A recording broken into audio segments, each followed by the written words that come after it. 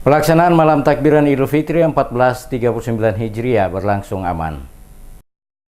Malam takbiran menyambut Idul Fitri 1439 Hijriah di kota Ambon tahun ini terasa beda. Suasana sukacita benar-benar terpancar dari wajah kaum muslimin yang baru saja usai menjalankan ibadah puasa selama bulan Ramadan. Kegembiraan terutama karena pawai takbir berlangsung dalam suasana damai. Ribuan umat muslim larut dalam pawai takbir. Ribuan sepeda motor, ratusan mobil dan truk memadati jalan utama yang dilalui arak-arakan takbir.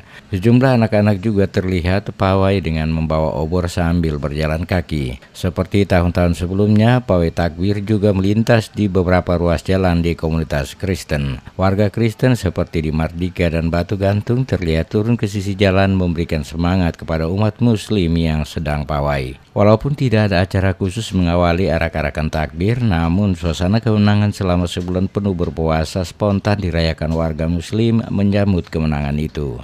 Untuk mengantisipasi kepadatan kendaraan khususnya di pusat kota Ambon, di malam takbir tersebut, kepolisian membuat rekayasa lalu lintas dengan tujuan agar jalannya takbir berlangsung aman, kendati pun itu terlihat seperti pemetaan berdasarkan zonasi daerah. Hasil pantauan yang dilakukan DMS Media Group terlihat suasana kemeriahan takbir di sejumlah kawasan seperti di Waihau hingga perempatan Masjid Al-Fatah, kawasan Batu Merah, serta Poka, Rumah Tiga, dan sekitarnya. Jalan Adipati yang biasanya ramai jika pelaksanaan takbir untuk kali ini kelihatan lenggang. Hal ini karena rekayasa pengalihan lalu lintas yang dilakukan oleh kepolisian daerah Maluku. Pengamanan malam takbir kali ini berbeda dengan sebelumnya. Di beberapa titik tidak terlihat terlalu banyak aparat keamanan dikerahkan.